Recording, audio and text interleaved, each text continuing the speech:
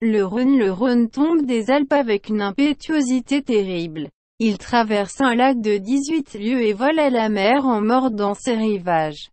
Moralisé et humanisé à Lyon par la Saône, son aimable et pesante épouse qui lui apporte en dot le Doubs, il reçoit sur sa route, des deux côtés, de folles rivières qui le refont torrent.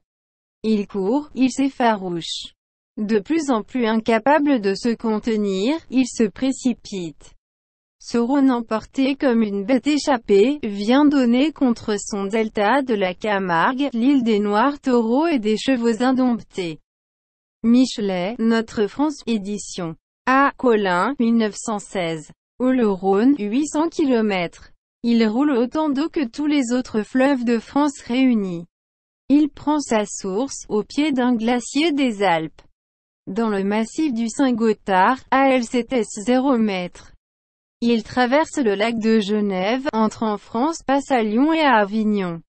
Il se jette dans la Méditerranée par un delta qui forme l'île de la Camargue.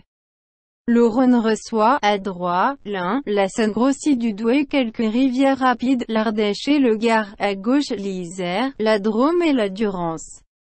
Le Rhône est un fleuve rapide que l'on commence à utiliser pour la navigation. La Saône, plus tranquille, est navigable. Cours de géographie fond, édition Librairie à Collin, 1934, ed.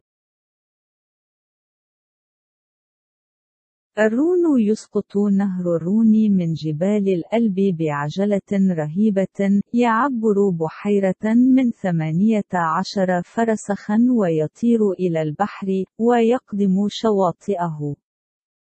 كان أخلاقيا وإنسانيا في ليون من قبل سوني، زوجته المحبوبة والثقيلة التي جلبت له دبز كمهر حصل في طريقه، على كلا الجانبين، على أنهار برية تجتاحه مرة أخرى. إنه يركض، إنه خائف، يندفع أكثر فأكثر غير قادر على احتواء نفسه. هذا الرون الذي تم حمله بعيدا مثل الوحش الهارب، يأتي ليتنازل عن دلتا كامارغ، جزيرة الثيران السوداء والخيول الجامحة. ميشلي، نوتر فرانس، أدا.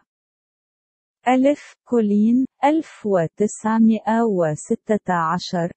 الرون، 800 كيلومتر. تتدفق المياه بنفس القدر مثل جميع الأنهار الأخرى في فرنسا مجتمعة، يأخذ منبعه عند سفح الجبل الجليدي في جبال الألب، في سانت جوثارد، على ارتفاع 1780 مترا.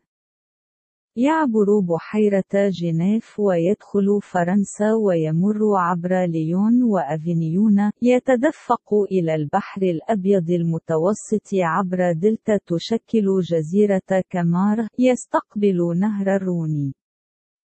على اليمين، تضخم العين والساون من نهر دوبس وبعض الأنهار السريعة، نهر أرديش وجارد. على اليسار إسير ودروم ودورانس. الرون هو نهر سريع بدأنا استخدامه للملاحة. سوني، أكثر هدوءا، صالح للملاحة.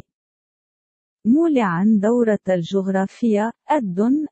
كولين مكتبة، 1934. ليس